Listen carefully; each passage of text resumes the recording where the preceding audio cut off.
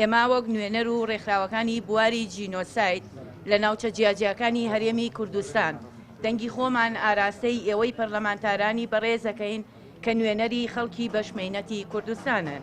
بۆیە لە چەند خاڵێکە یاداشتەکانمان کۆ دەکەینەوە کە لە خوارەوە ئاماژەی پێەکەین. یەکەم، گەڕانەوەی ڕووفاتی ئازیزانمان.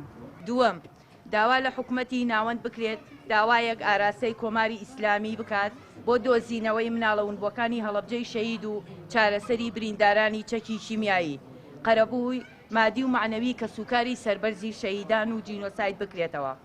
موچەی کە سوکاری سەربەرزی شەهیدان و ئەنفال و کیمیاباران بخرێتە سەر حکومەتی ناوەندی، چونکە ئێمە بەشێکین لە حکومەتی عێراق. زۆر بەداخەوە موچەی ئەو کەسانە نابڕدرێن ئەگە بە ناسایی دروستکراون. بۆ نمونە گەباسی موچە بڕینە دەکرێت دەڵێ برا شمولی ناکە ئەگە دوو موچەی هەبیە، واتە یەک موچە شمول دەکات لە فەرمانبەر بێ ناتوانێت موچەشکە. ئەمە لە پاڵ ئەوەشدا بە خێوکەرانان بڕیوە ئەمەش یان چاکسازی لەوەی دەکرێت، چاکسازی لەوەی دەکرێت ئەگەر لە بیرەنەوتەکان دەکرێت چاکسازی لە چوار وەزارەتی هەی زۆر گەندەڵن لەم هەرێمەی، وەزارەتی شەیدان، وەزارەتی پێشمەرگە، وەزارەتی خانەنشینی کە مەندامانی سەنگەر زۆر بەداخەوە، ینی گەندەڵی هەتا فەرمانبەر موچە وەرناگرێ تاوانی چییە؟